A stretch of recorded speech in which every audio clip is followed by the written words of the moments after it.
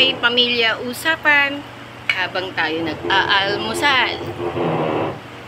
Alam nyo, hindi naman masama ang maglambing sa kapatid. Kaya lang, nakakahiya.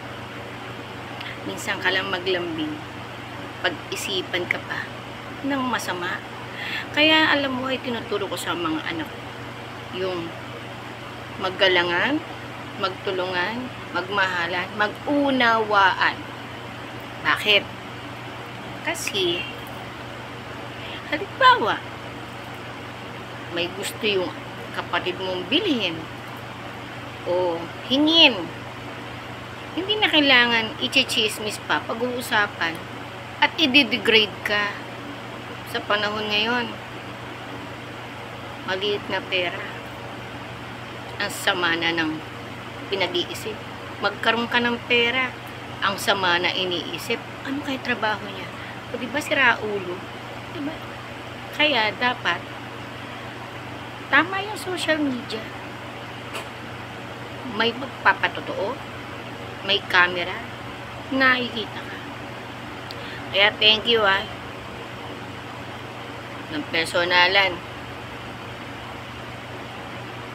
Talagang nakita ko may mga mabuting kapatid at may mga mararamot na kapatid, may salbahing kapatid, may nakakaunawang kapatid. Saan kaya ako dun?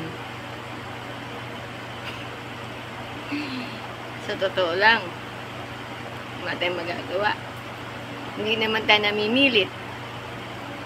O yan sinasabi ko. Kaya, ngayon, naintindihan mo kung bakit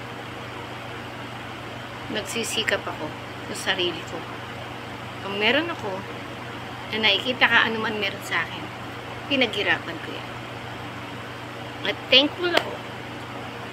Dahil 2005 pa, ahente na po ako ng condominium, ng house and lot. Pero mas swerte ako sa condo.